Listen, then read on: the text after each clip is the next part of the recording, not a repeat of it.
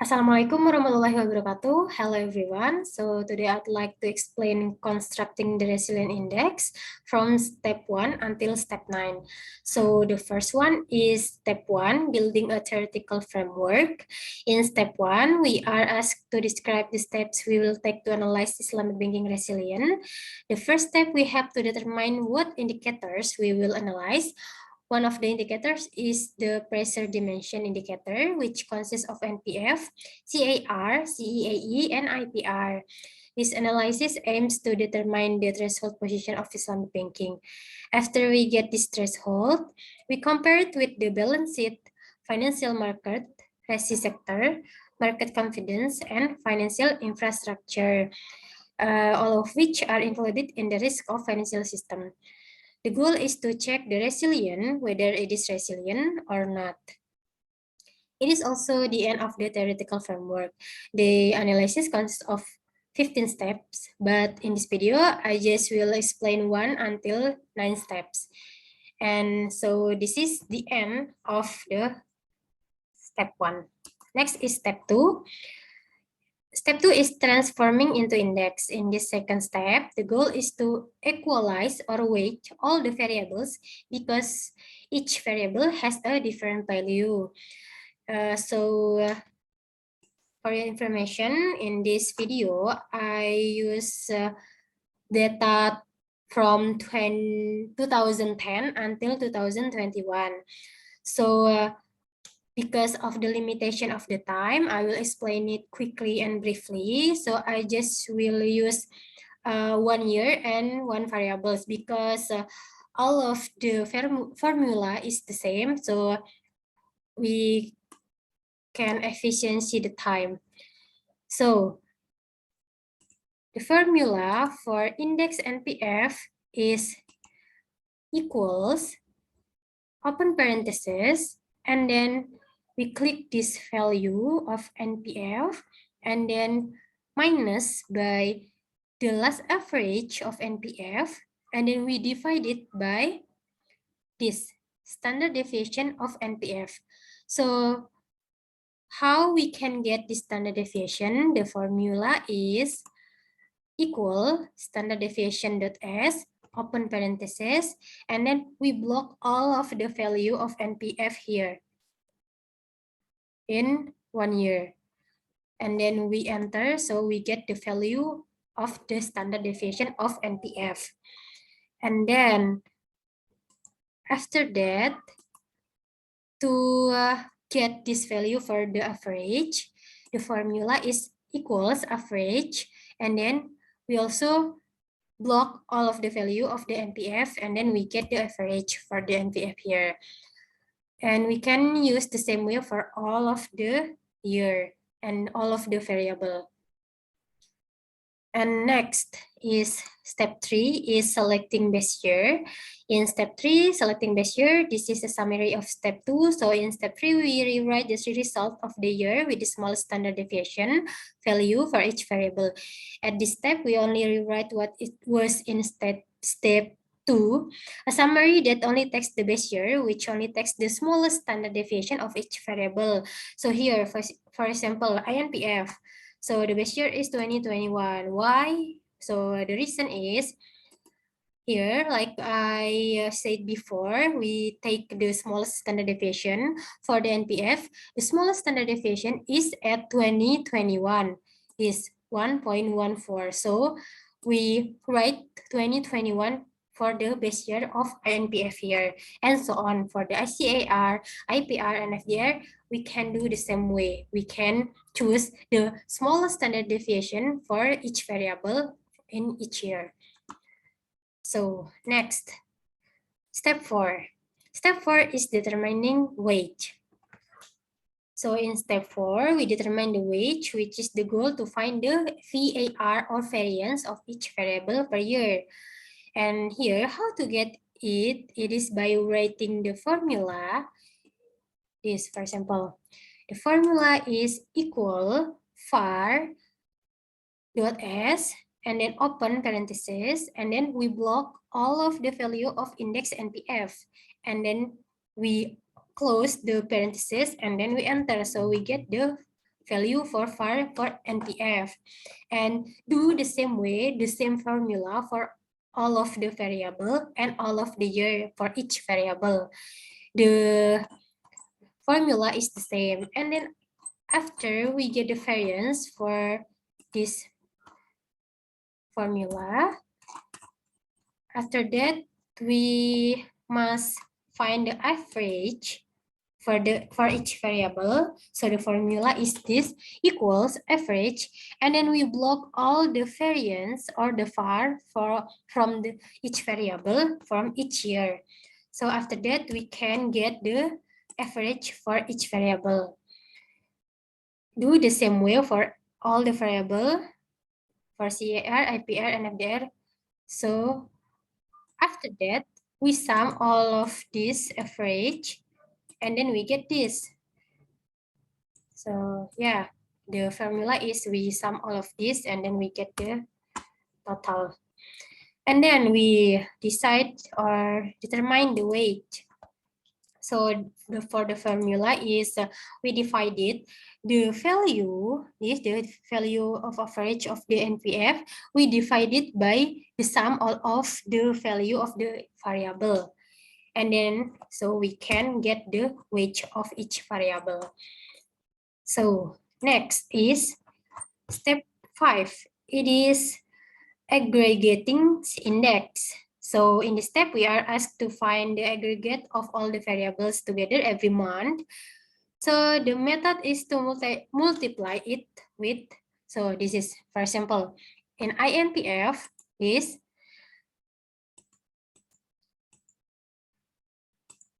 the formula is by the aggregation, the formula of aggregation is by we choose this value for of INPF in the month of January, and then we multiply it by the wage of the INPF, like that we determine the previous step. After that, we plus by the value for the ICAR in January, and then we multiply it by the wage of the ICAR, and so on. We do the same way for all of the variable, and then we add up all of the value, and then we can get the aggregation. We can do the same formula for all of the month in each year. The formula is the same, this. So we get all of the aggregation for each month in each year for each variable. Next is step 6 is utilizing factor analysis. In this step, the goal is to determine whether the data we have can be used or not. First, we have to create an analytical hierarchy process table like this. Create a table like this with the contents of each index of the variable, then to be vertically given a value of 1 is the green one, because later from each variable that meets, it will produce a value of 1. To fill in the other values, we have to sort the wage, this. We have to sort the wage of the variables that we have calculated previously. We assign a value of 1 to the wage that has the highest value, this for example, NPF. And then to fill in these white columns, this, we can combine the variables in the vertical table with the variables in the horizontal table. Here, the first example is the INPF meet with INPF, the same variable, so the value is 1. And then INPF meet with ICAR. Why the value is 5? Because as we know, when this goes down by 1, so the value is 3. So if goes down by 2, the value is 5. And if it goes down by 3, so the value is 7. So this INPF to ICAR, INPF to ICAR, it goes down by 2. Like I said before, if it goes down by 2, so the value is 5. So we write 5 here. And all the same for all the variables. We can do the same way. So what if it is goes up? For example, it is ICAR to INPF. Why the value is 0.2? Because like as we know, this ACAR to NPF, it just goes down by 2. So we just divided it by 5, so we can get the value 0.2, and so on. We can use the same formula for all the variables. And then this total, it is easy, like we equals and sum, and we sum all of this value, and then we get this total, all the same. So in this is term 2, this is the sum of all of this stuff. So next is the step 2 is normalized table. In this step, we can find the value of this by divided this NPF value on matrix analysis dimension in AHP table. We divided it by the total of the value. Yes, the summary of the sum of the value, and so on. We can do the same formula for all of these variable here. And then for the criteria wage and the total, we just sum all of this value. For the criteria wage, where we can find it, we can sum all of this value vertically, this, and the sum is as a result for the criteria wage. The sum of this is the criteria wage. This is the rank. The rank is like we ranking the value from the highest till the smallest value.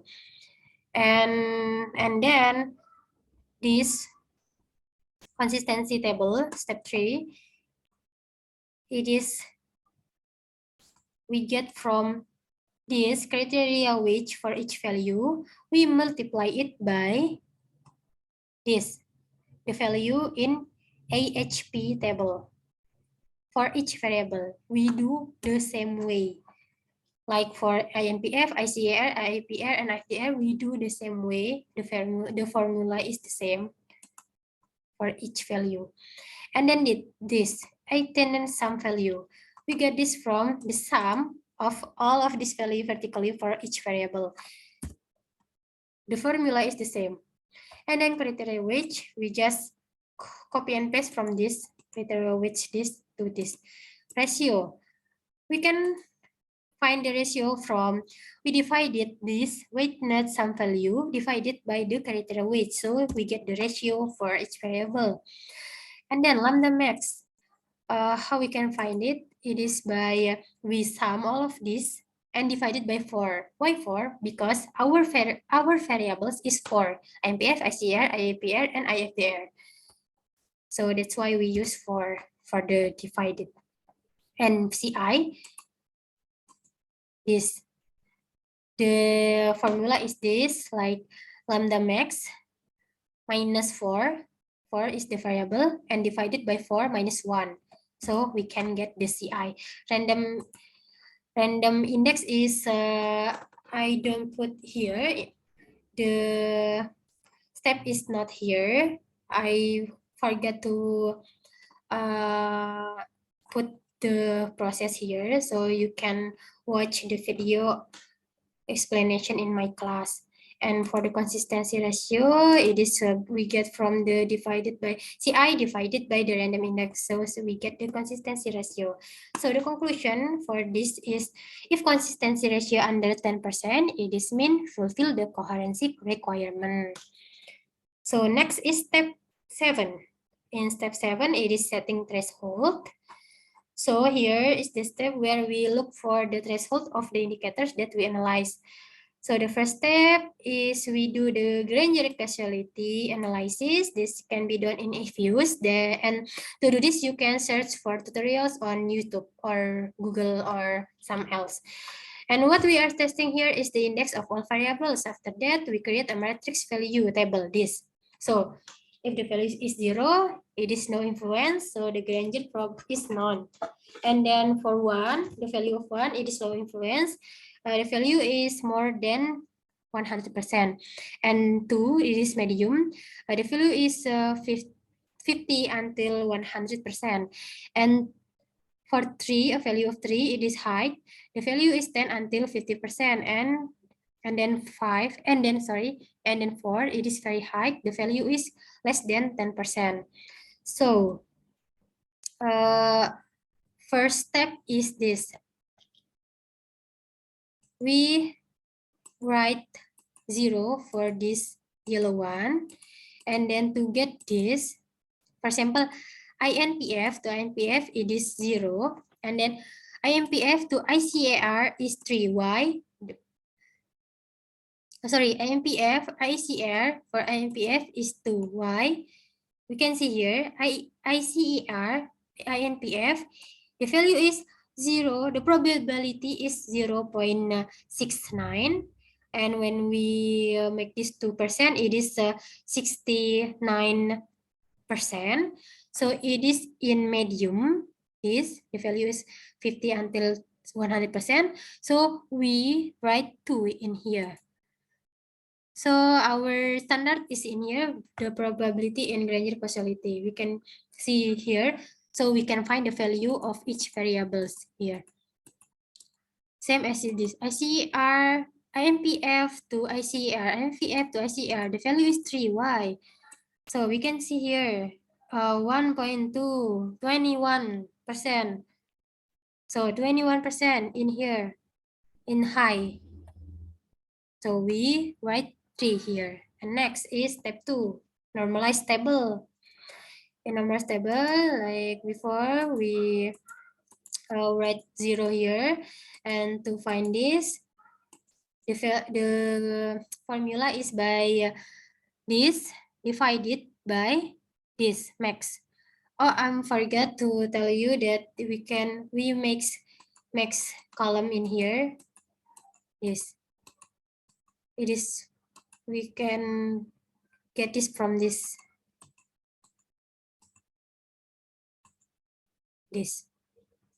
So this the formula is this divided by this divided by this.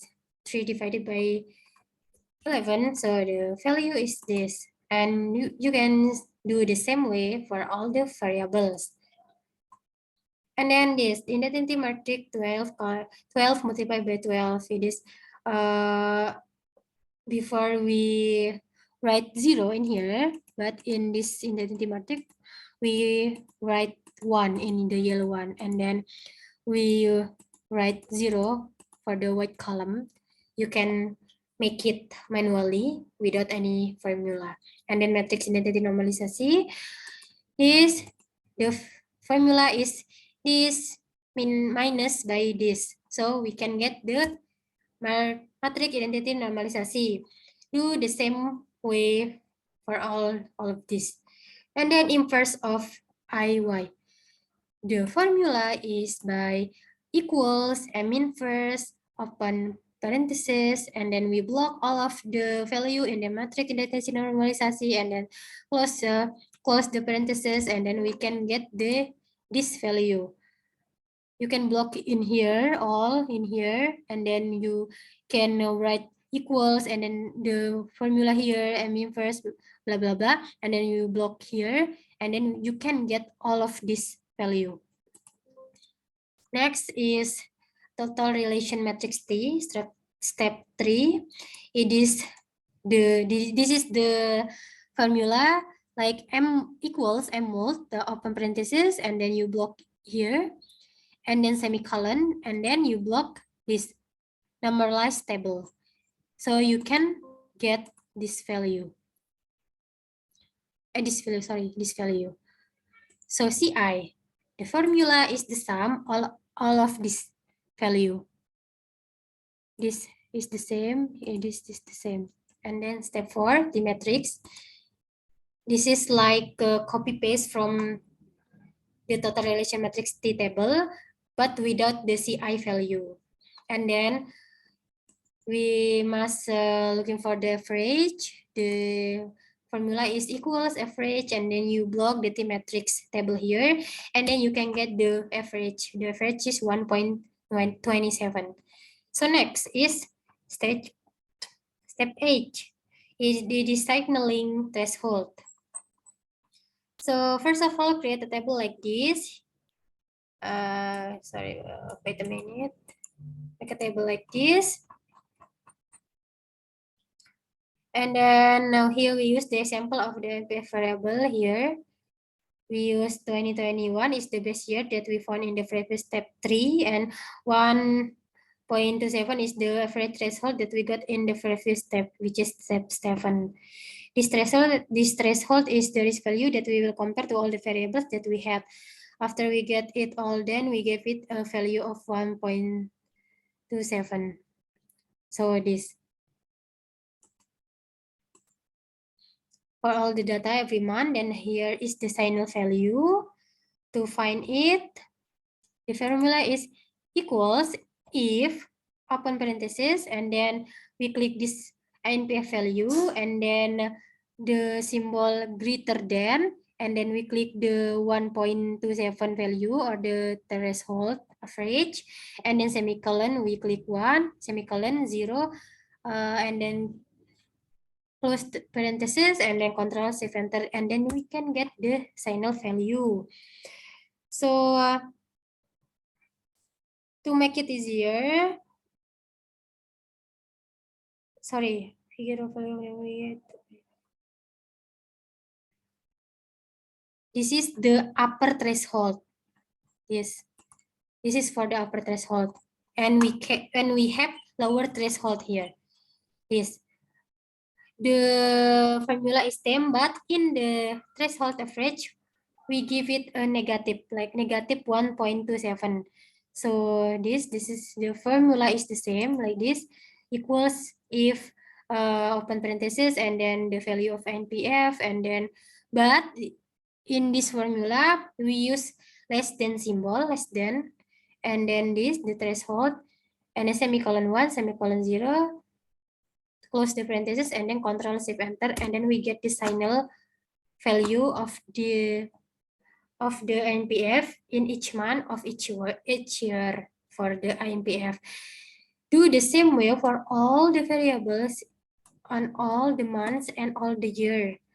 I cannot explain all of this because the limitation of the time. So I just make one example to make it easier and clear. So next is step 1. Next is step 9. It is HP signaling threshold.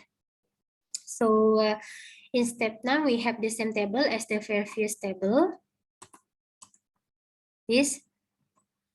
The difference here is that there is the HP. There is the HP.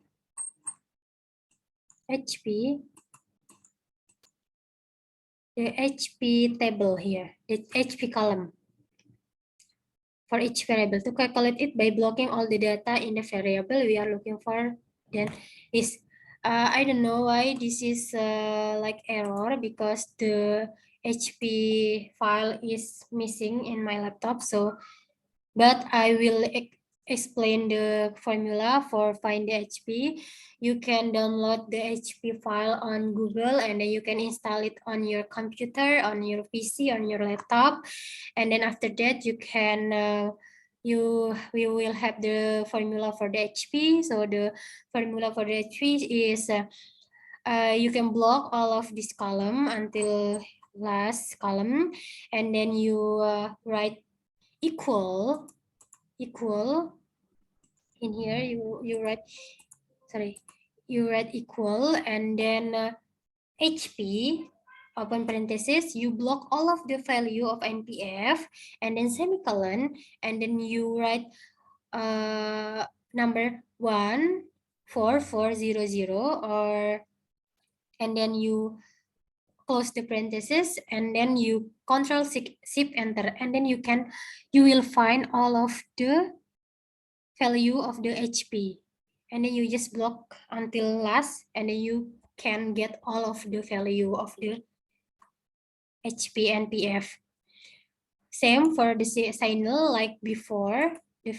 The formula is like equals if open parenthesis and then the value of this HP and PF and then the symbol greater than and then you click the threshold average of the threshold and then semicolon 1 semicolon 0 and then you control shift enter.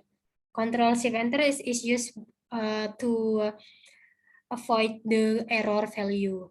So this you can do this all of this with the same formula. Is for the upper threshold and then for the lower threshold.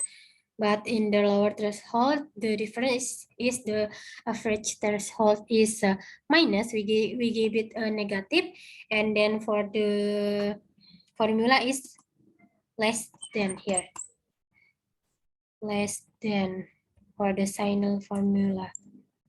Here is less than. So you can get the result of each variable. So here I just make it simple to efficiency the time. So this is all. That's all for my explanation.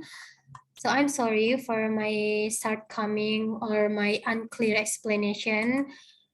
Maybe it is hard to understand, I don't know, but because of the limitation of the time, I will end it here. So thank you for watching. I hope it is useful for all. Thank you. Wassalamualaikum warahmatullahi wabarakatuh.